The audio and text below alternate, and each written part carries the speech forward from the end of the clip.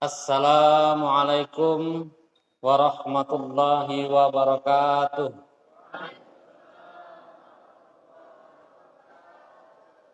Salamnya masih belum kompak. Mungkin masih ada yang belum makan tadi.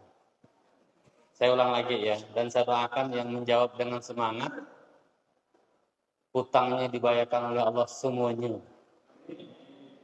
Tapi belum dikasih salam, dah amin dulu. Assalamualaikum warahmatullahi wabarakatuh.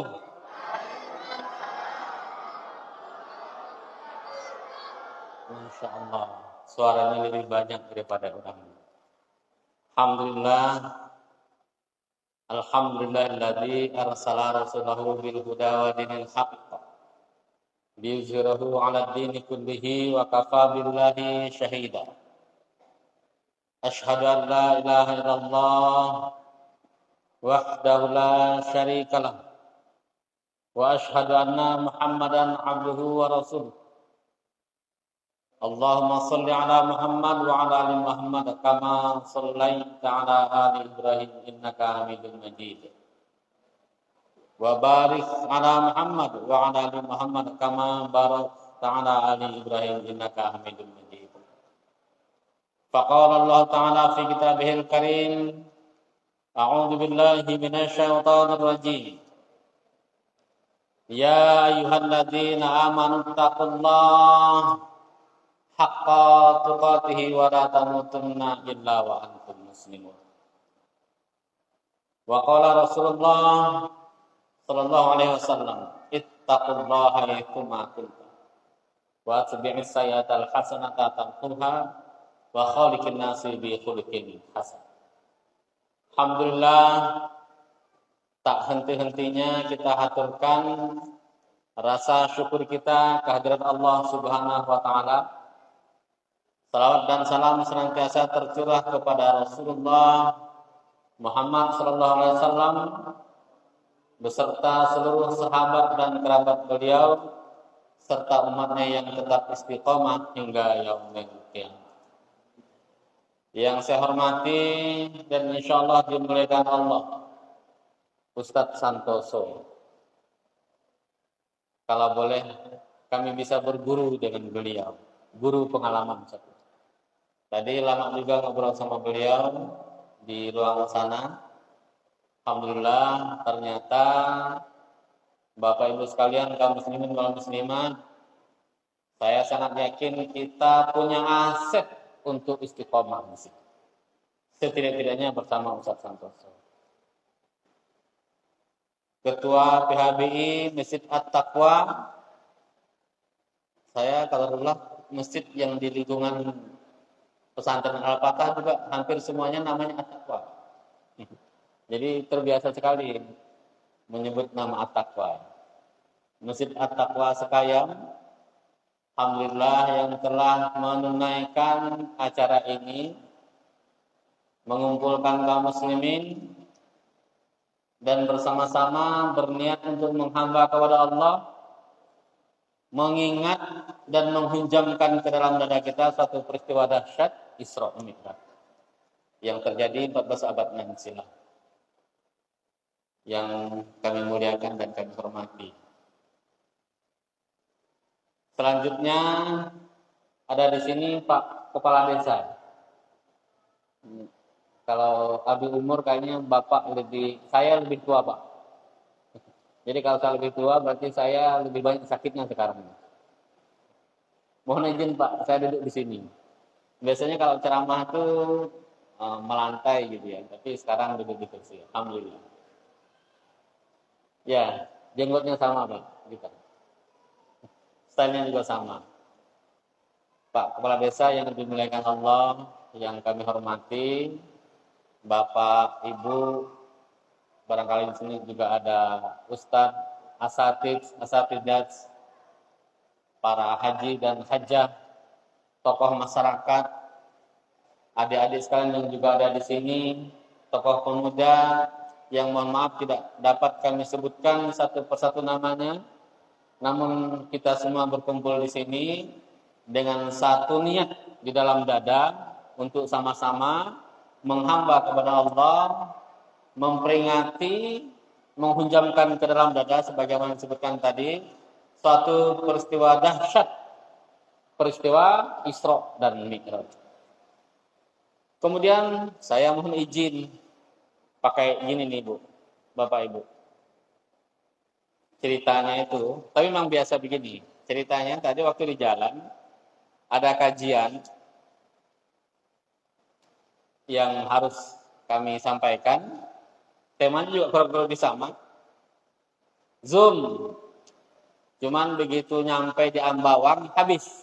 Jadi palinglah tidak sampai 20 menit. Kemudian sampai di Simpang Ampar, saya buka lagi. Orang ada lagi dah habis. Jadi sudah selesai Zoom-nya. Akhirnya saya WA ke teman penyelenggara. Saya bilang, nanti kalau mau ikut kajian yang sama, insya Allah tidak terlalu jauh berbeda, silakan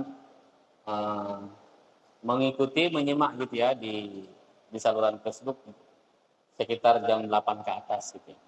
Ini untuk janji saya nih, mudah-mudahan mereka nanti bisa melihat dan menyaksikan. Alhamdulillah, Bapak Ibu sekalian yang dimuliakan Allah, pertama, justru saya merasa belajar. Setiap kali kalau kami bersilaturahim ke kaum muslimin yang jauh dari lokasi rumah saya, ini termasuk paling jauh nih. Termasuk jauh, bukan paling jauh. Kami merasa justru belajar. Ada sedikit ilmu yang kami share, tetapi sebenarnya justru kami yang banyak merenungkan pelajaran.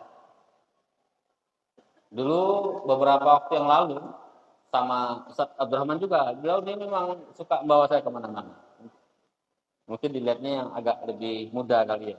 Ustaz yang lain kan teman-teman agak lebih senior. Dibawa sama dia ke perbatasan Kalbar, Kalteng di kecamatan Marau. Marau kan kecamatannya? Ya. Ke sana, kemudian sampai di sana ketemu kaum muslimin yang mereka sedang akan membangun masjid. Alhamdulillah. Kita bersilaturahim, memberikan semangat, motivasi kepada mereka untuk istiqomah. Ternyata memang betul-betul istiqomah. Saya katakan kepada mereka, Anda melihat, Anda menunggu, mungkin saya akan menyampaikan ilmu. Tapi saya bilang, saya datang ke sini, justru saya yang banyak belajar. Belajar kepada Anda, yang betapa hebatnya kalian bertahan dalam keimanan, dalam situasi yang tidak mudah. Padahal waktu itu memang jalannya juga hancur lebur. Ya kita juga nggak keluar dari mobil sih, cuman hancur lebur lah jalan itu. Sampai ke sana sudah kepala pinggang, kepala kaki, kakinya masih utuh sih. Cuman pinggangnya luar biasa juga. Pinggang edisi tahun 70-an ya. Jadi agak lumayan juga. Ya Alhamdulillah. Pulangnya lewat jalan lain. Ternyata dengan izin Allah harus menginap di hutan. Karena nyari jalan yang tidak seperti biasa. Mau jalan tembusan, jalan tembus menembus gitu kan, ternyata nyasar di tengah-tengah kebun karet. Saya baru melihat di situ, ternyata kebun karet itu sangat luar biasa lebatnya, luasnya gitu ya. Kalau saya kan tahunya kebun karet, bukan kebun karet, kebun sawit salah sebut. Kalau kebun sawit di sekitar Kebun Raya itu kan menurut saya kan tidak terlalu luas. Tapi begitu masuk kebun sawit di sekitar Kayung Utara itu yang menembus sampai ke Simpang 2 gitu ya. Kita muter-muter selama setengah hari. Saya lihat di sepanjang mata memandang itu kebun sawit. Saya baru melihat betapa luasnya kebun sawit. Kata seorang teman yang kebetulan dia juga punya kebun sawit banyak, dia bilang, Pak Ustadz, tadi saya lihat dia bilang 3 perusahaan yang ada pelang 3 perusahaan. Satu perusahaan itu dia bilang paling tidak 20.000 hektar. Jadi kalau 3 dia bilang sekitar 60.000 hektar. Setengah hari kami keliling Pak. Tapi tembus juga, alhamdulillah. Sampai juga keluar setelahnya saya. Ya, itu dinamikanya. Jadi sampai di sini juga kami pun merasa belajar untuk istiqomah, belajar untuk bertahan pada keimanan meskipun dalam situasi yang tidak mudah. Kami merasa antum semuanya, Bapak Ibu semuanya, berbeda dengan kaum muslimin Pontianak. Kalau Pontianak itu putarannya, trendingnya itu adalah trending keislaman. Jadi istilahnya core-nya itu sudah keislaman. Kita duduk saja itu kita tetap berada dalam putaran keislaman. Nah, kalau di sini kan dengan perjuangan. Trennya bukan tren keislaman. Kita harus berjuang untuk apa? Untuk bertahan dalam keislaman, meningkat lagi dalam keimanan, meningkat lagi dalam ketakwaan. Kalau tidak berjuang, kita kalah tren dan bahkan mungkin lambat laun tidak terdengar suara simbol keislaman. Masya Allah. Alhamdulillah, para hamba Allah sekalian, Bapak Ibu yang dimuliakan Allah, karena tema kita, tema Isra Mi'raj, dan judulnya ini memang judulnya saya merasa agak ngeri dengar judulnya nih. Saya sendiri yang kasih judul sebenarnya. Tetapi ya begitulah Isra Mi'raj. Isra Mi'raj itu suatu perkara yang sangat dahsyat. Nah, untuk sama-sama kita kaji ya bersama. Oke. Alhamdulillah. Kita mulai dengan ayat yang dibaca oleh Peri tadi. Kalau mau dibilang acara inti kita itu adalah pembacaan suci Al-Quran. Itu acara inti. Selebihnya kita ini bukan melengkapi ayat Al-Qurannya, tetapi melengkapi penjelasan yang barangkali ada satu hal yang bisa kita share kepada kaum muslimin dan kita semuanya. Peristiwa Isra itu Allah abadikan dalam Al-Quran. Dalam satu rangkaian ayat yang panjang. Rangkaian ayatnya panjang. Beberapa ayat Al-Quran. Dibuka dengan satu kalimat yang dahsyat. A'udzubillahi minasyaitonirrajim.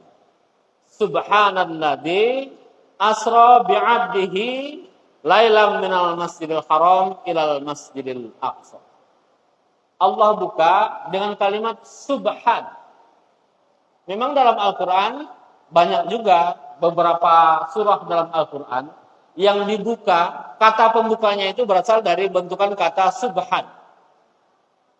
Nah, ini menunjukkan suatu perkara yang tidak bisa dinalar hanya dengan akal logika kita. Jadi menurut ulama kata subhana alladzi asra bi'abdihi, ayat ini yang diawali dengan kata subhan itu menunjukkan suatu peristiwa yang mesti penuh dengan keajaiban. Makanya sampai di sini kita sudah dapat menangkap kedahsyatan peristiwa Isra.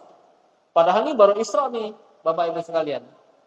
Kalau Mi'raj dalam ayat yang lain, kita baru bicara tentang Isra, tapi ini sudah menunjukkan suatu kedahsyatan peristiwa. Nah, kata subhan ini menjadi bagian dari zikir kita.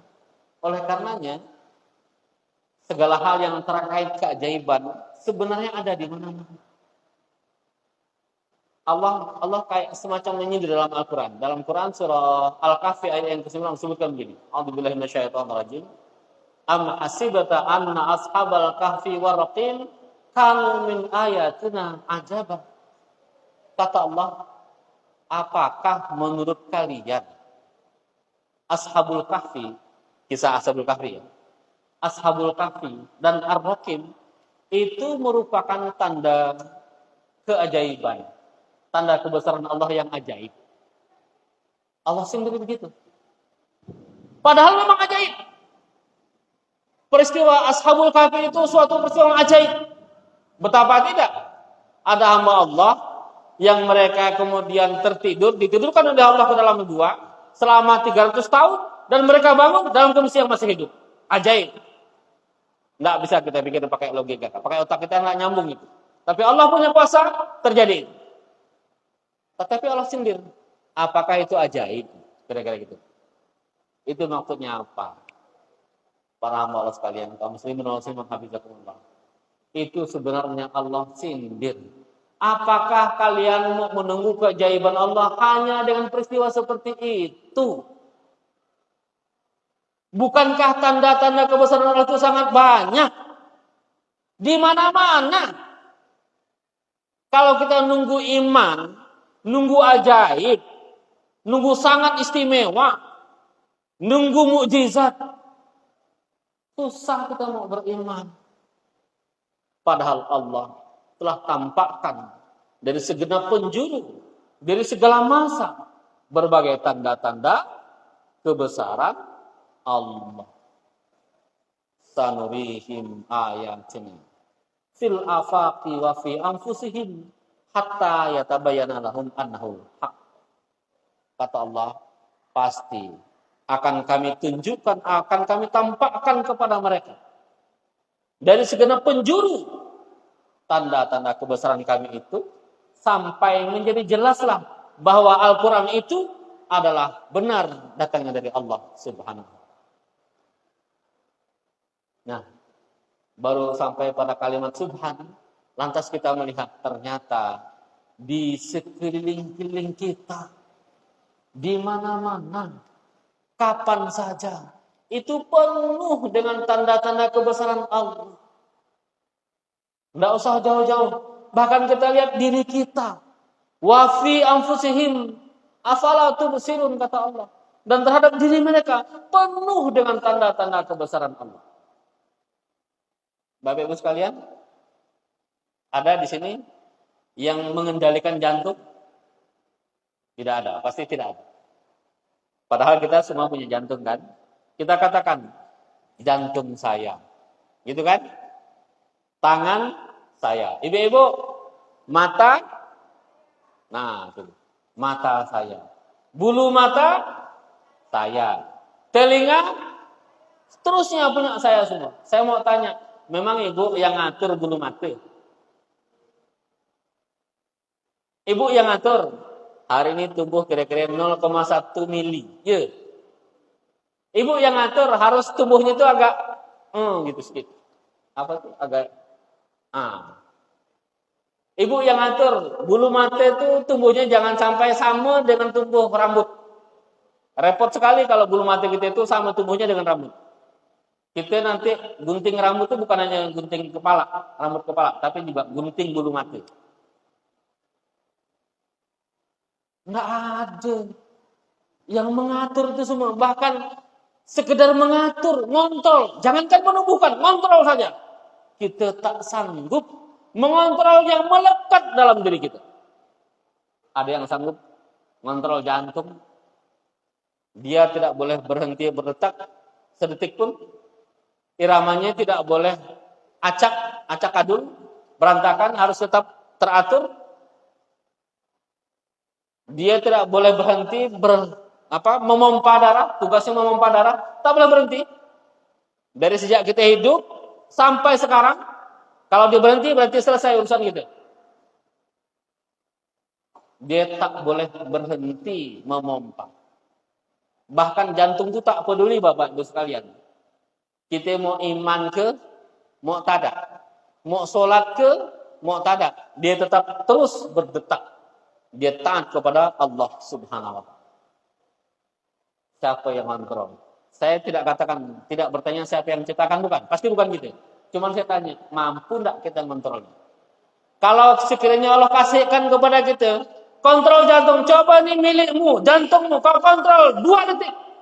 Tak mampu kita kontrolnya 2 detik. Selesai langsung. Yang kontrol Allah.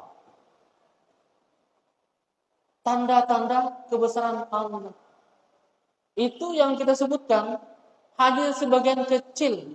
Yang ilmunya itu ilmu ketahuan, kita tahu. Banyak lagi yang lain yang tidak kita ketahui. Bahkan ilmu pengetahuan belum membuka itu. Tetapi terjadi atas kehendak Allah semua. Tanda-tanda kebesaran Allah. sanurihim ayatina fil afaqi hatta yatabayyana lahum annahul haq. Kata Allah, Allah akan tunjukkan tanda-tanda kebesaran. Nah, lanjut lagi, masih tanda-tanda kebesaran Allah terkait dengan kalimat subhan. Lantas kemudian kita bergerak keluar, kita keluar dari tubuh kita. Kira-kira paling banyak di sini Pak Kades, yang paling banyak pekerjaan masyarakat kita sini apa? Pekebun kali ya? Ada yang berkebun Bapak Ibu? Ada yang berkebun atau yang ada Bu ya? Nah, seperti saya dengan ibu-ibu nih. Berarti tak ngantuk kalau dia jawab tuh. Padahal kalau tidur nih wajar nih jam segini nih. Ada yang berkebun? Kebun apa Bu? Kebun lada? Kebun pisang. Apalagi? Atau mungkin nanam padi? Ada juga nanam padi? Ada juga nanam padi. Nah, oke. Nanam padi. Kita urai dikit-dikit. Ibu-ibu nanam padi. Kerjaan petani itu memang termasuk, boleh dibilang pekerjaan yang berat. Dibandingkan mungkin pegawai, petani pekerjaannya berat. Karena harus masuk ke ladang, masuk ke hutan gitu kan. Kalau dia semak, kita bersihkan dulu. Segala macam. Apa kerjaan petani itu? Kalau nanam padi. Kita rinci satu-satu. Dia ambil benih, dia tugal. Tugal kan bahasanya. Dia lubangi itu tanah. Dia masukkan padi. Habis itu dia apakan Bu? Balik kan ditunggu? Ibu balik atau nunggu sampai tumbuh?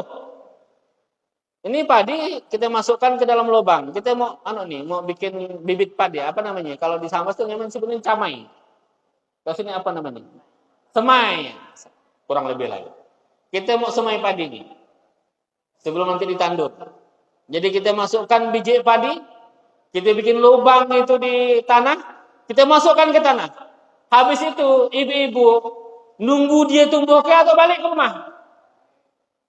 Balik. Memang tugas kita itu cuma ngambil padi, benih, masukkan ke tanah, udah. Titik, balik. Nanti kita tunggu sekian hari, sekian minggu, kemudian dia dah tumbuh kan? Nanti perkara padi itu tumbuh akarnya. Akarnya bertambah banyak.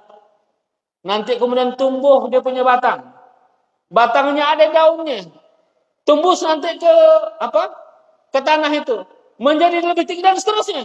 Bukan urusan kita. Urusan Allah Subhanahu wa ta'ala. Tapi kita bilang padi sayur. Gitu kan Bu? Iya kan Pak? Nah, kita ngaku itu. Enggak apa-apa, enggak salah juga emang. Iya.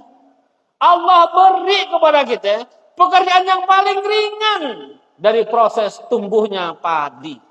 Dari proses perkebunan, dari proses pertanian atau mungkin nelayan. Allah kasih kepada kita pekerjaan yang paling ringan dari semua proses itu. Sisanya yang paling berat-berat itu adalah Allah Subhanahu wa ta'ala. Apakah itu bukan perkara yang ajaib? Ajaib itu. Makanya kalau kita melihat itu semua sebagai tanda-tanda kebesaran Allah, setiap saat bertambah kita punya iman. Kembali kita kepada Allah, bersujud kepadanya. Ya Allah, Maha benar Engkau ya Allah. Engkau yang tumbuhkan ya Allah. Engkau yang punya kuasa ya Allah. Selalu begitu. Karena kita senantiasa menemukan tanda-tanda kebesaran Allah. Kembali lagi kepada ayat tadi. Allah sindir kita. Amma hasibata anna ashabal kahfi warraqim kanu min ayatina ajaban. Kata Allah, apakah nunggu sampai orang tertidur Allah kasih mujizat itu 300 tahun lebih tertidur di goa kemudian hidup lagi, kamu merasa itu yang ajaib? Apakah nunggu itu baru disebut ajaib? Padahal tidak. Oke. Oleh karena itu, nanti selanjutnya Bapak Ibu sekalian dimuliakan Allah, mari kita peka dengan tanda-tanda kebesaran Allah. Sambil kita ucapkan kalimat tasbih subhanallah, maka menghunjamkan ke dalam hati kita semua tanda-tanda kebesaran Allah itu hendaknya menjadi bagian penguat kita punya akidah. Lanjut, subhanalladzi asra bi'abdihi. Di sini ada kalimat asra. Kalau mau kita artikan memperjalankan, yang memperjalankan. Nah, kira-kira masuk akal nggak? Kalau ada seorang manusia yang dalam seketika, secepat kilat gitu ya, berjalan dari satu tempat yang sangat jauh, anggaplah 500 km, seketika, tidak menggunakan pesawat udara, habis itu mungkin dia berangkat sampai ke langit yang tertinggi, Sidratul Muntaha, satu tempat yang tidak bisa dicapai oleh akal manusia, bahkan malaikat Jibril pun tidak nyampe ke sana. Masuk akal nggak kira-kira? Kalau kita bicara akal, masuk akal nggak, Bu? Mulai bingung dia. Nah, disebut tak masuk akal. Nabi, itu kan cerita Isra. Dia bilang masuk akal, rasanya tak masuk akal. Memang tak masuk akal. Tak masuk akal itu. Kalau hanya semata-mata kita pahami dengan akal. Memang akal ini enggak juga semuanya mau kita tilai dengan akal kan? Akal itu kan hanya perangkat saja. Memang benar akal itu sangat penting. Sangat dibutuhkan oleh seluruh umat manusia kan. Kalau tak punya akal, ya udah dia nanti jatuh derajatnya itu.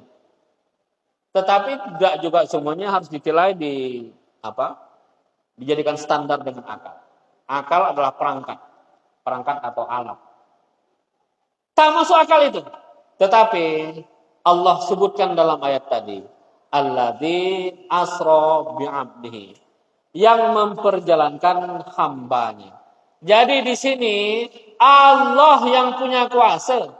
Kalau kita lihat asra, itu Allah yang aktif. Allah yang memperjalankan. Bukan Rasul yang aktif. Rasul di sini sebagai hamba Allah yang diperjalankan. Nah, contoh-contoh begini. Kalau ada orang mengatakan begini, ada semut katanya. Ada semut berpindah tempat 3 jam ya waktunya, dia bisa pindah dari Pontianak ke Jakarta. Kata-kata gila kalau ngomong. Ya kan? Semut 3 jam langsung pindah dari Pontianak ke Jakarta. Jangankan nak ke Jakarta, dia muter aja dari Pontianak tuh, dari Mega Mall sampai ke Apel 2 tempat saya itu. Mungkin dia perlu berapa hari. Kata gitu. Nah, sekarang ditambah, beritanya ditambah. Semut nempel di baju saya. Baju saya pakai. Saya nak berangkat ke Jakarta pakai pesawat. Naiklah saya pesawat. Sampai semut 1 jam lebih saya sampai di Bandara Cengkareng. Anggaplah kita bulatkan 2 jam. Ternyata semut pun ikut ngompreng di situ. Masuk akal nggak? Siapa yang memindahkan semut itu? Bukan dia yang berjalan. Dia diperjalankan oleh satu kekuatan yang lain.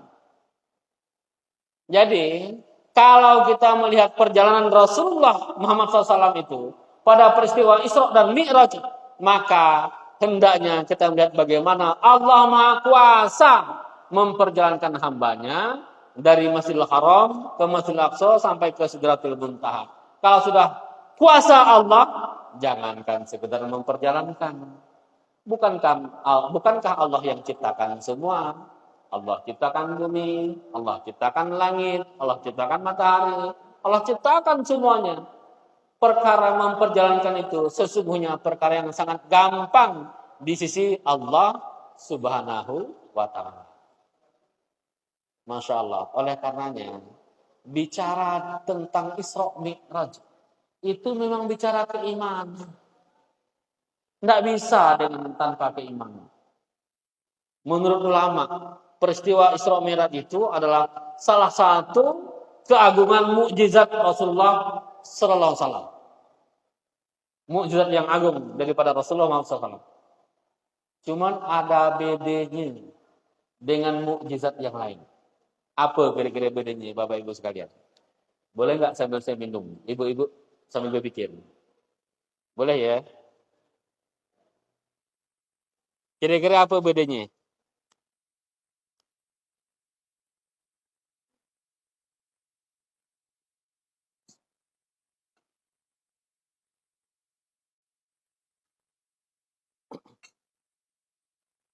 Apa Bapak Ibu sekalian? Kira-kira bedanya? Perbedaan antara mukjizat Rasul yang lain, bahkan mungkin mukjizat dari para nabi yang sebelumnya dengan mukjizat peristiwa Isra dan Mi'raj. Perbedaannya, kalau peristiwa Isra dan Mi'raj itu memang harus direspon dengan keimanan baru jadi mukjizat. Kalau enggak ya enggak. Kenapa demikian? Karena informasinya itu dari Rasul. Rasul katakan dengan secara lisan, disampaikan kepada para sahabat. Kita katakan itu luar biasa, mukjizat Rasul, dan kita katakan demikian karena beriman kepada Muhammad sallallahu alaihi wasallam, utusan Allah Subhanahu wa taala. Begitu. Makanya satu ketika setelah peristiwa Isra Mi'raj ini, Isra Mi'raj itu terjadi sekitar tahun ke-10 atau ke-11 tahun kenabian. Jadi menjelang Rasul hijrah sebenarnya. Rasul sedang duduk di sekitar Masjidil Haram.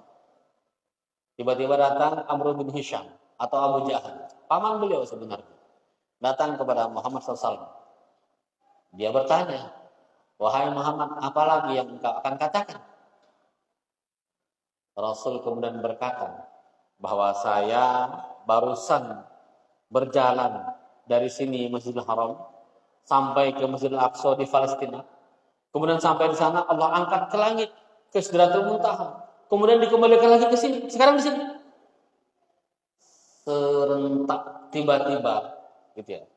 Apa? Dengan sangat bersemangat Abu Jahal katakan, inilah saatnya, saat yang tepat untuk menghentikan dakwahnya orang ini. Karena sekarang sudah terbukti dia katakan suatu perkataan yang dusta. Atau bahasa gitu itu hoax. Tak mungkin. Jadi yang pertama kali mendengar cerita tentang Isra Mi'raj itu adalah Abu Jahal. Bukan sahabat. Sampai ke Abu Jahal, dia kemudian sampaikan kepada umat manusia, khalayak manusia, termasuk kaum muslimin kala itu, sebagian orang yang beriman, sebagian kaum muslimin murtad. Terutama yang lemah imannya. Sebagian imannya ditakar dengan akal pikiran belaka. Tidak dengan hatinya. Maka lolos dia punya iman, dia ikutkan apa yang dikatakan oleh Abu Jahal dan teman-temannya kala itu, sehingga dia menjadi orang-orang yang murtad dari jalan Allah SWT. Banyak yang menyatakan bahwa inilah tandanya orang ini berkata dusta. Nah, Abu Jahal makin semangat lagi. Dia bilang, saya mengatakan dengan sahabat dekatnya, Abu Bakar. Kalau sampai nanti Abu Bakar pun tak percaya, maka sudah selesai. Selesai urusan Muhammad. Masya Allah, datanglah kepada Abu Jahal. Diceritakan apa yang telah dia ketahui dari pribadi Rasul. Apa kata Abu Bakar? Apakah benar ini berasal dari beliau? Ya, kalau benar itu berasal dari pribadi Muhammad SAW, maka lebih daripada itu saya percaya. Para sekalian, ini Abu Bakar. Inilah sebenarnya hakikat keimanan. Iman ya begini. Iman itu meskipun belum sampai ilmunya di pikiran kita, belum sampai deskripsinya dari kata sekarang kan mungkin keilmiahannya, tetapi benar terdapat dalam Al-Quran, benar terdapat dalam hadis Rasul, benar itu, maka iman kita. Itu Abu Bakar. Memangnya Abu Bakar bisa menjelaskan secara mungkin ilmu kuantum, ilmu fisika. Tidak bisa menjelaskan beliau. Yang beliau yakini adalah apapun yang berasal dari Rasul pasti benar adanya. Tidak mungkin dusta, tidak mungkin salah. Iman begitu. Kita belajar dari sahabat Abu Bakar. Belajarnya bagaimana Bapak Ibu sekalian, kita buka Al-Quran dari awal sampai akhir. Mungkin banyak diantaranya yang belum kita amalkan. Itu pasti benar amalkan. Kita buka hadis, kita baca hadis, kita belajar dari para ustadz, ternyata banyak yang belum kita ketahui, atau bahkan mungkin ada yang baru kita dengar, tapi jelas itu dari Al-Quran, jelas dari hadis, imani, amalkan. Taati. Belajar dari Abu Bakar. Beliau begitu. Terus mukjizat yang lain bagaimana? Mukjizat yang lain memang Allah tampakkan. Namanya juga mukjizat. Salah satu fungsi mukjizat itu adalah untuk mengkanter pemikiran-pemikiran yang menghambat kemajuan Islam kala itu. Jadi banyak sekali mukjizat yang Allah tampakkan ke hayat manusia. Contoh, satu ketika orang-orang Arab Quraisy mereka minta kepada Rasul sesuatu perkara yang menurut mereka tak mungkin dikabulkan. Kalau kau benar Nabi, coba kau belah bulan itu. Begitu ya. Ternyata Rasul iakan. Munajat kepada Allah, terbelah bulan. Semua orang-orang Mekah kala itu melihat terbelahnya bulan. Setelah itu mereka iman tidak iman, ya terserah urusan mereka. Yang jelas, perkara mukjizat Allah tampakkan kepada seluruh manusia kala itu. Begitu juga mukjizat yang lain. Contohnya yang terkenal sekali mungkin mukjizat ketika Nabi Musa alaihissalam, Allah perintahkan untuk melempar tongkatnya dan kemudian menjadi ular. Itu disaksikan oleh banyak manusia. Sebagian besar tidak beriman. Ada juga orang yang beriman karena dia melihat ini tanda-tanda kebesaran Allah. Ini bukan sihir. Sehingga tunduk dan sujudlah tukang sihir Fir'aun kala itu. Dia menjadi pengikut Rasulullah Musa alaihissalam. Ya, itu perbedaannya. Kita lanjutkan Bapak Ibu sekalian. Kalau malam-malam nih memang nggak boleh lama-lama. Hujan di luar, jadi membuat mati gitu ini dari celang gitu ya, jadi 15 watt pelan-pelan 12 watt, 10 watt, lama-lama 2 watt setengah. Tak apa. Ya, kita lanjut. Kemudian asra bi abdihi. Allah sebutkan di situ ada kalimat bi abdihi. Dalam Al-Qur'an kata abdun yang kalau di Indonesia kan artinya hamba. Kata abdun bila ditambah domir hi atau hu atau orang ketiganya dalam Al-Qur'an itu pasti tertuju kepada Muhammad sallallahu alaihi wasallam. Begitu. Jadi kita cari dalam Al-Quran tuh kata abdihi atau abduhu dalam Al-Quran. Maka itu pasti merujuk kepada pribadi Rasulullah Muhammad Sallallahu Alaihi Wasallam. Ternyata salah satu panggilan kehormatan Rasulullah Sallallahu Alaihi Wasallam itu adalah hamba Allah, hambanya. Panggilan istimewa Rasulullah Muhammad SAW, hambanya. Kita kemudian berpikir, kenapa pula menjadi istimewa? Kalau menurut kita, yang namanya hamba kalau dalam istilah kita ini kan, itu kasta terendah manusia. Gitu kan? Di bawah lagi dari pembantu. Di bawah lagi daripada jongos. Kalau pembantu itu bukan orang yang tidak merdeka. Masih merdeka mereka, cuman mereka membantu. Tapi kalau hamba itu jauh lebih di bawah, karena dia orang yang tidak merdeka. Yang sekarang sudah ada lagi itu kasta ini. Kita pun berpikir, kenapa pula sebutan hamba itu menjadi istimewa? Bapak Ibu sekalian yang dimuliakan Allah, di sini letaknya. Karena semua kita ini adalah hamba Allah. Bahkan sungguh, orang yang paling merdeka itu adalah orang yang menghamba kepada Allah. Dia menghamba kepada zat yang maha tinggi, sehingga tidak ada satupun yang meninggi lebih tinggi daripada itu. Begitu. Kunci kemerdekaan itu adalah ketika kita menjadi hamba. Hamba kepada siapa? Hamba kepada Allah. Ini panggilan kehormatan yang dinisbatkan kepada pribadi Rasulullah Muhammad sallallahu alaihi wasallam. Ini pelajaran lagi kepada kita.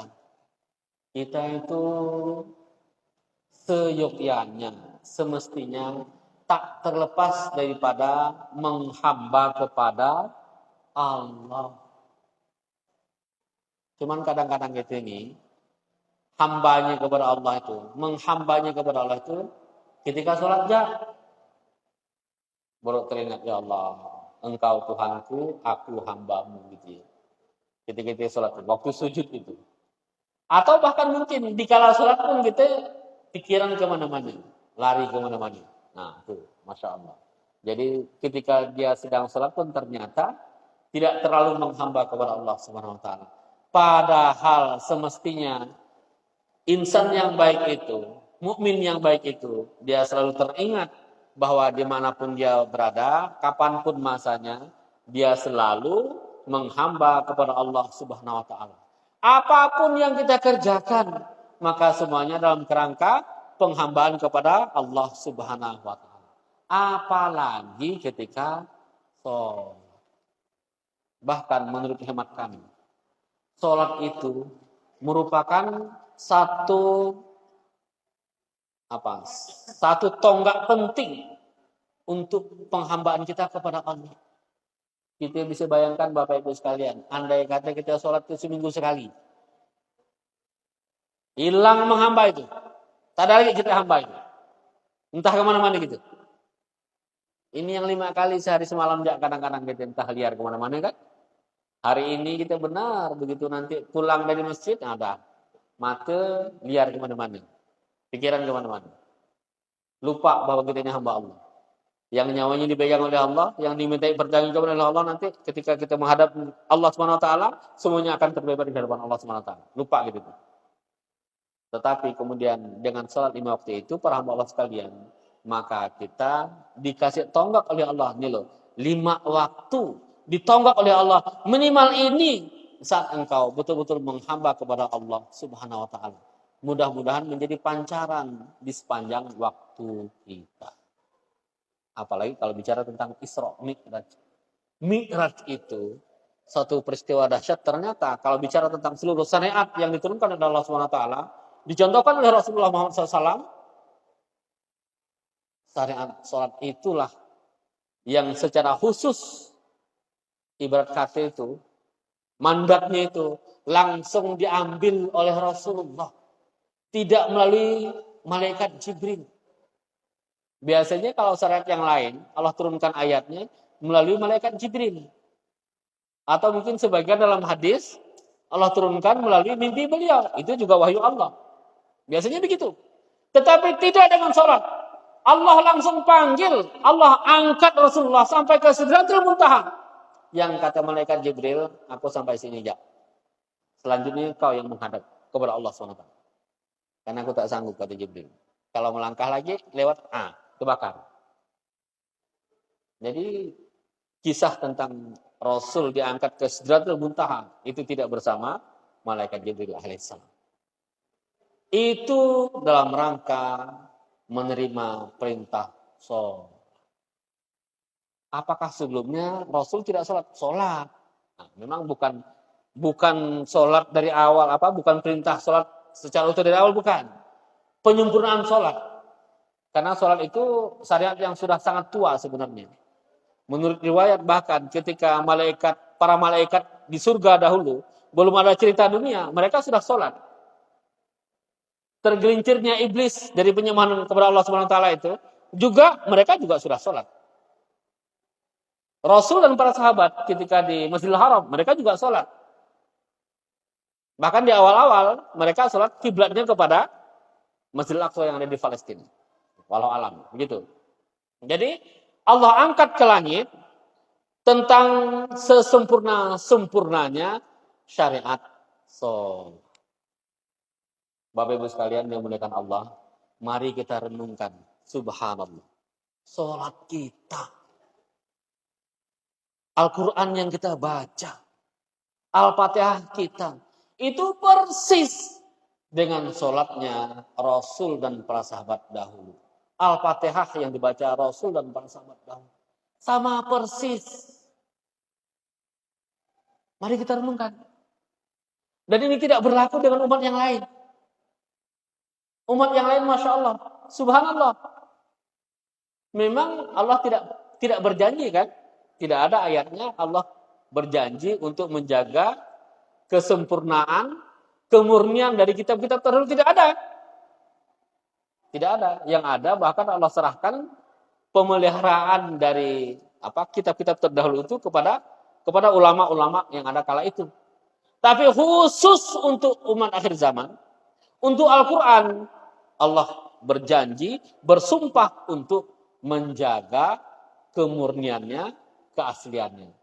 Inna nahnu nazzalna dzikra wa inna lahu lahafizun, kata Allah.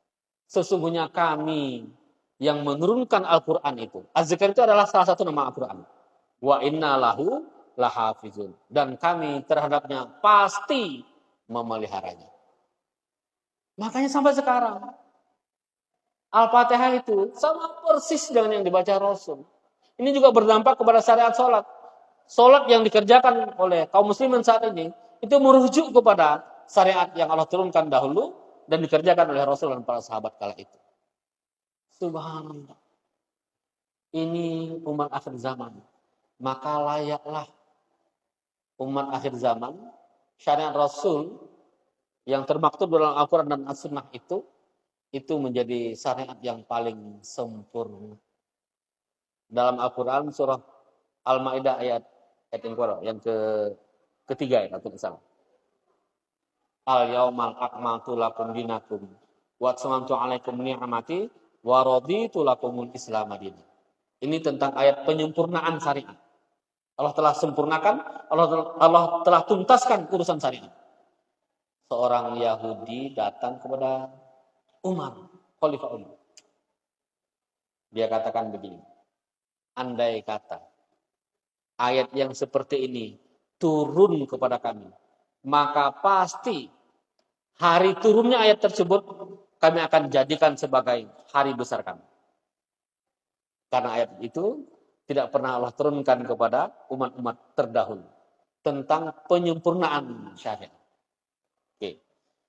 Ya, Bapak Ibu yang dimuliakan Allah, kita lanjutkan kajian surah Al-Isra tadi gitu ya. Asra bi'abdihi lailam minal masjidil haram ilal masjidil aqsa. Lailan di sini maksudnya pada malam hari. Minal masjidil haram ilal masjidil aqsa. Dari Masjidil Haram ke Masjidil Aqsa. Allah sebutkan kalau Masjidil Haram dalam Al-Quran memang banyak tempat Allah sebutkan. Tapi kalau nama Masjidil Aqsa itu hanya satu kali Allah sebutkan dalam Al-Quran. Yakni ayat ini. Dalam ayat yang lain ada. Cuman tidak disebut dengan Masjidil Aqsa. Ada yang disebut dengan Al-Ardhul Muqaddasah. Ada juga yang disebut dengan Al-Ardh saja. Dan lain seterusnya. Atau Al-Masjid juga disebutkan seperti itu. Tapi kalau sebutan Masjidil Aqsa itu hanya satu kali Allah sebutkan dalam Al-Quran. Yakni dalam ayat yang dibaca oleh Qari'ah tadi.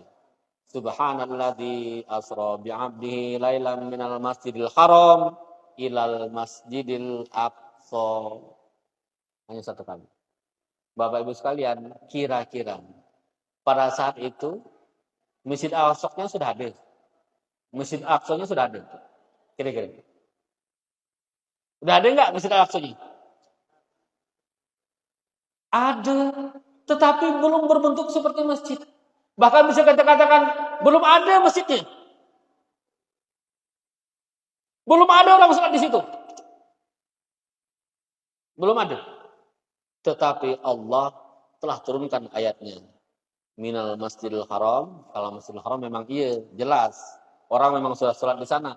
Meskipun kala itu ketika Rasul peristiwa Isra Mi'raj ini masih banyak patung-patung yang ada di Masjidil Haram kan. Belum dibersihkan masih. Tapi sudah dipakai untuk sholat. Minal Masjidil Haram ilal Masjidil Aqsa. Nah, ini sebenarnya adanya dicantumkan kalimat Masjidil Aqsa. Ini pesan yang sangat penting bagi kita. Setidak-tidaknya ada 3 masjid yang Allah wariskan melalui Rasulnya kepada kaum muslimin. 1, Masjidil Haram. Yang kedua, Masjidi atau Masjid Nabawi. Yang ketiga, Masjidil Aqsa. Kalau 2 masjid ini pada masa Rasul aman, beres pada masa Rasul itu. Memang kala itu yang masih agak mengkhawatirkan Masjidil Haram karena masih dikuasai oleh orang kafir Quraisy. Tapi ketika kejadian peristiwa pembebasan kota Mekah, maka selesai urusan kaum kafir Quraisy. Masjidil Haram kemudian dikuasai oleh kaum muslimin. Kalau Masjid Nabawi jelas di Madinah. Beliau yang membangun bersama para sahabat dan terus dikembangkan hingga sekarang.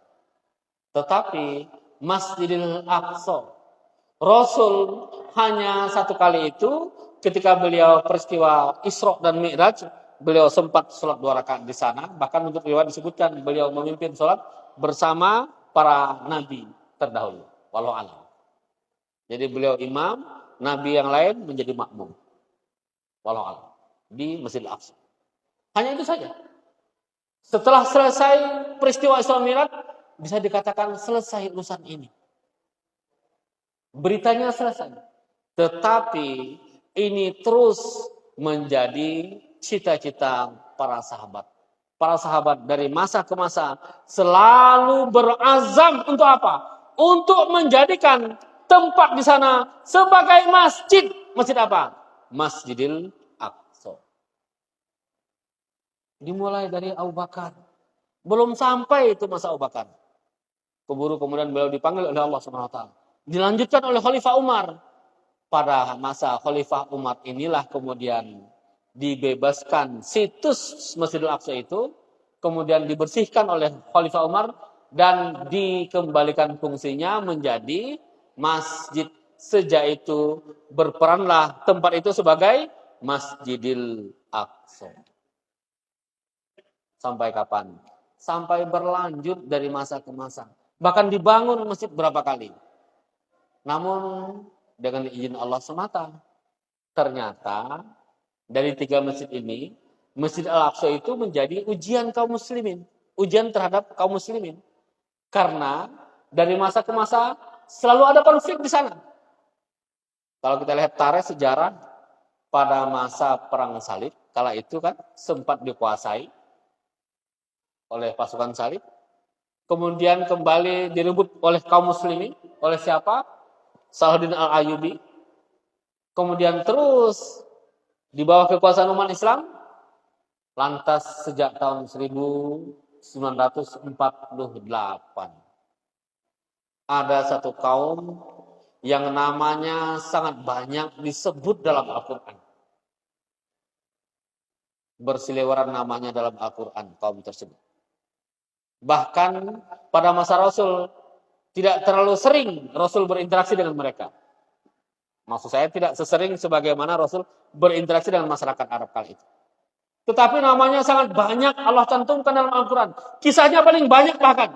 Dibandingkan dengan kisah kaum muslimin. Kisah mereka paling banyak. Kaum mana itu? Kaum Bani Israel. Yang tadi dibaca ayat permulaannya itu oleh Qari'ah. Itu nama surahnya. Surah Al-Isra atau surah Bani Israel. Sejak tahun 1948, Bani Israel atau Zionis Israel, mereka menguasai Palestina, menjajah Palestina, dan mereka kuasai Masjid Al-Aqsa. Yang lambat laun, mereka pun rencana untuk merobohkannya, menghancurkannya, dan menggantikannya dengan kuil ketiga atau sinagog utama mereka. Na'udzubillah min dzalik. Para hamba Allah sekalian, kaum muslimin hafizakumullah, menurut hemat saya, hemat kami, inilah salah satu pesan penting dari dicantumkannya kalimat Masjidil Aqsa dalam Al-Quran ini. Agar apa? Agar seluruh umat Islam sepanjang zaman mereka mestinya menetapkan, meyakinkan bahwa tidak boleh terjadi masjid itu berubah fungsi, berubah nama. Harus tetap menjadi Masjidil Aqsa. Tak boleh tiba-tiba ada kaum yang lain merubahnya menjadi sinagog, menjadi kuil Sulaiman. Mereka katakan sebagai Solomon Temple, kuil Solomon. Atau kuil ketiga menurut keyakinan Yahudi. Dan itu sekarang mereka lakukan. Mereka sudah bergerak sejak beberapa tahun yang lalu menggali terowongan agar apa? Untuk merobohkan Masjid Al-Aqsa. Tidak juga berarti mereka langsung merobohkan. Tetapi fungsinya mereka kurangi sedikit demi sedikit. Mereka batasi orang yang sholat di sana. Mereka bebaskan orang-orang Yahudi untuk melecehkan kesucian Al-Aqsa yang berlaku sampai sekarang. Masya Allah. Dan umat yang betul-betul bertahan untuk membela kesucian Al-Aqsa itu adalah kaum muslimin yang ada di Palestina. Mereka menempatkan dirinya untuk berjuang mempertahankan kehormatan Al-Aqsa dan kemerdekaan bagi wilayah mereka yang dicaplok dari tahun-tahun yang lalu. Sejak tahun 1948 itu. Para hamba Allah kaum muslimin hafizakumullah, inilah barangkali yang menjadi betul-betul azab kita. Ini terjadi di masa kita. Saya katakan lagi, dulunya mereka inilah sebenarnya yang Allah serahi amanah untuk menjaga kesucian Al-Aqsa. Karena Al-Aqsa itu dibangun pada masa Nabi Ibrahim. Setelah Nabi Ibrahim membangun Masjidil Haram bersama anaknya Ismail, kemudian beliau kembali ke Palestina dan beliau membangun cikal bakal Masjid Al-Aqsa. Kala itu. Mereka dulunya diserahi amanah untuk memuliakannya. Namun ternyata dari masa ke masa berubah mereka punya akidah, berubah mereka punya keyakinan, sampai kemudian ternyata mereka menjadi kaum makhluk yang mengkhianati kesucian Al-Aqsa dan mereka sekarang berniat untuk menghancurkan. Na'udzubillah min dzalik. Kami berharap seruan untuk pembelaan Masjid Al-Aqsa bergema sampai ke sini. Kita tidak boleh diam, Bapak Ibu sekalian. Kalaupun kita hanya mampu berdoa, berdoa. Kalau kemudian nanti ada kawan-kawan anak-anak muda yang menyuarakan tentang kemerdekaan Palestina dan Al-Aqsa, bantu. Kalau tak mampu bantu, minimal kita dukung dengan ucapan kita. Jangan lemahkan. Saya mohon titip sekali, siapapun dia nanti. Kalau nanti ada anak muda yang mereka berusaha untuk mencoba meramaikan pembelaan terhadap Palestina dan Al-Aqsa, kita dukung. Jangan dilemahkan gitu ya. Nah, minimal saya katakan tadi dengan doa. Banyak sekali doa yang diajarkan oleh para ulama kita, atau bahkan kalau kita kembalikan pada doa yang diajarkan Rasul ketika perang Ahzab, boleh kita baca. Ketika beliau menghadapi pasukan Ahzab, beliau berdoa dengan doa. Para hamba Allah, kaum muslimin wal muslimat hafizakumullah, pada kata berikutnya Allah katakan seperti ini, alladzi barakna haula, yang telah diberkahi sekelilingnya. Ya, memang inilah sebenarnya kalau mau kita pikir seperti kayak tidak matching gitu ya, antara berkah dengan konflik. Allah sebutkan dia penuh dengan keberkahan. Tetapi kenapa pula banyak konflik di sana? Nah, sebenarnya konflik itulah orang untuk memperebutkan keberkahan itu. Ya kan? Mereka berkonflik di sana dalam rangka untuk memperebutkan keberkahan itu. Dan sebenarnya kalau kita lihat sejarah bagaimana kaum muslimin ketika membebaskan wilayah Palestina, kalau kita lihat sejarah gitu ya, Palestina itu diserang 40-an kali, dihancur leburkan 2 kali, dikepung puluhan kali juga. Tetapi kota Al-Quds, maksudnya bukan Palestina tapi kota Al-Quds. Kota Al-Quds itu yang dibebaskan dengan cara yang damai hanya 2 kali dalam sejarah. Kapan itu? Yang pertama ketika dibebaskan oleh pasukan umat Islam di masa Khalifah Umar Ibn Khattab. Yang kedua juga ketika dibebaskan oleh pasukan umat Islam pada masa Salahuddin Al-Ayyubi pada tahun 1100-an. 2 kali dalam sejarah dibebaskan dengan cara damai. Padahal sebelumnya ketika pasukan salib menyerang kota Al-Quds itu habis, dihancur binasakan. Bahkan bukan hanya kaum muslimin yang dibantai, termasuk diantaranya orang-orang Yahudi yang tidak sepaham, mereka juga dihancur leburkan. Seperti itu. Tetapi ketika kaum muslimin kembali menguasai kota Yerusalem gitu ya, banyak nama tuh, kota Al-Quds, kota Yerusalem, atau kota Elia, atau kalau yang lebih rinci lagi ada Baitul Maqdis, Haram Asy-Syarif dan seterusnya. Banyak namanya ya. Ketika kaum muslimin membebaskan Yerusalem itu, maka ternyata kembali dengan cara yang damai. Sampai-sampai pasukan perangnya dari pihak musuh pun dipersilakan untuk menghindarkan diri dari medan pertempuran, tidak dibunuh. Akhlak kaum muslimin. Para hamba kaum muslimin wal muslimat hafizakumullah. Kalau mau kita lanjutkan, sebenarnya masih ada lagi ayat-ayat berikutnya. Kalau kita baca atau kita renungi tadi ayat yang dibaca oleh Qari'ah, ayat berikutnya setelah dibuka dengan hal yang terkait dengan peristiwa Isra gitu ya. Pada ayat berikutnya Allah sebutkan mengenai perihal semacam skenario Bani Israel. Jadi dalam Al-Quran itu yang memiliki skenario itu bahkan Bani Israel. Skenario itu semacam alur cerita gitu ya. Mulai dari masa awal, masa pertengahan, masa eksistensi, masa kekalahan, masa kemenangan, masa kehancuran.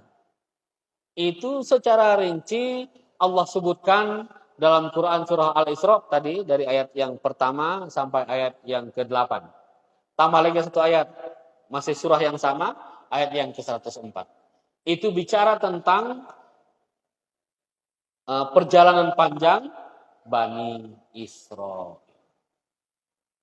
Bahkan kami katakan, cerita umat Islam saja, itu tidak ada yang berhubungan dengan skenario panjang. Tidak ada. Itu cari dalam Al-Quran. Bagaimana cerita tentang kaum muslimin gitu ya. Dari awal, kemudian masa kemenangan, masa dan seterusnya. Tidak ada. Hanya saja dalam hadis ada. Kalau dalam hadis Rasul sebutkan ada. Tentang step-step kejadian yang menimpa kaum muslimin sampai akhir zaman. Tapi kalau Bani Israel, Allah sebutkan lengkap sekali tentang perihal mereka. Sampai-sampai di masa akhirnya itu, nanti Allah akan hancurkan mereka. Allah akan bangkitkan musuh-musuh mereka. Dan mereka akan menghancurkan dengan sehancur-hancurnya apapun yang mereka kuasai terhadap Bani Israel. Kira-kira gitu. Kalau lanjutan dari ayat yang dibacakan. Saya kira demikian para hamba Allah kaum muslimin wal muslimat hafizakumullah yang dapat disampaikan. Mudah-mudahan ada manfaatnya bagi diri kami sendiri dan kita semuanya. Dan mudah-mudahan Allah mencatat kita sebagai hamba Allah. Hamba yang bersyukur kepadanya, hamba yang taat kepada Rasulullah Muhammad SAW dan ittiba kepadanya, serta menjadi hambanya yang istiqomah untuk menyuarakan pembebasan Mesir Al-Aqsa dan kemerdekaan Palestina. Alhamdulillah, wassalamualaikum warahmatullahi wabarakatuh.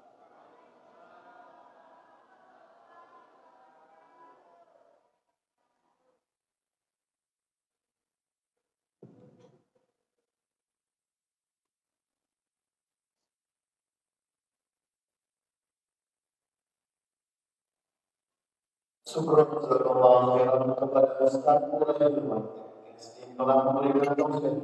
Semoga apa yang kita katakan bisa bermanfaat dan bisa beramal. Amin ya Allah. Acara ini sebenarnya adalah pembacaan doa, di mana doa bersama akan dipimpin langsung oleh Ustaz Mulaiman.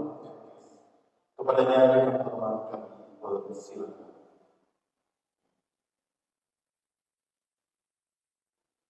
Assalamualaikum warahmatullahi wabarakatuh. Para hamba Allah, kaum muslimin wal muslimat, alhamdulillah, mari kita khusyukkan hati kita aturkan niat kita kehadiran Allah Subhanahu wa taala untuk munajat kepadanya. Kami sangat berharap agar kita benar-benar khusyuk mendoakan saudara kita yang ada di Palestina. A'udzubillahi minasyaitonir rajim. Bismillahirrahmanirrahim. Alhamdulillahirabbil alamin, hamdan syakirin, hamdan na'imin. Hamdan yuafi ni'amahu wa yukafi'u mazidah. Ya Rabbana lakal hamdu kama yanbaghi li jalalika karim 'azim sultanik. Allahumma shalli wa sallim ala sayyidina Muhammadin wa ala alihi wa sahbihi ajma'in. Allahumma inna nas'aluka bi anna wa nashhadu annaka antallah la ilaha illa antal ahadus samad alladzi lam yalid wa lam yulad wa lam yakul lahu kufuwan ahad. Allahumma munzilal kitab wa mujrias sahab wa hazimil ahzab ihzimhum mansurna alaihim. Allahumma munazzilal kitab sari'al hisab wa hazimil ahzab. Allahumma hazimhum wa zalzilhum. Allahumma anjil muslimina wal muslimat wal mu'minina wal mu'minat fi baladi Falastin khassa wa fi sa'iri buldanil muslimin 'amma. Allahumma shdud wat'ataka 'alal kuffar yahudi wa syurakaihim wa shattat syamlahum wa fariq jamahum. Allahumma hazimhum wa zalzilhum. Allahumma la sahlan illa ma ja'altahu sahlan wa anta taj'alu hazanan sahlan idza syi'ta. Allahumma inna nas'aluka rizqan thayyiban wa 'ilman nafi'an wa 'amalan mutaqabbalan. Allahumma musrifal qulub sarif qulubana ala ta'atik. Allahumma musrifal qulub sarif qulubana ala ta'atik. Allahumma musrifal qulub sarif qulubana ala ta'atik. Rabbana zalamna anfusana wa illam taghfir lana wa tarhamna lanakunanna minal khasirin. Rabbana atina min ladunka rahmatan wa hayyi lana min amrina rasyada. Rabbana afrigh alaina sabran wa tsabbit aqdamana wansurna 'alal qaumil kafirin. Rabbana atina fid dunya hasanah wa fil akhirati hasanah wa qina adzabannar. Walhamdulillahirabbil alamin. Assalamualaikum warahmatullahi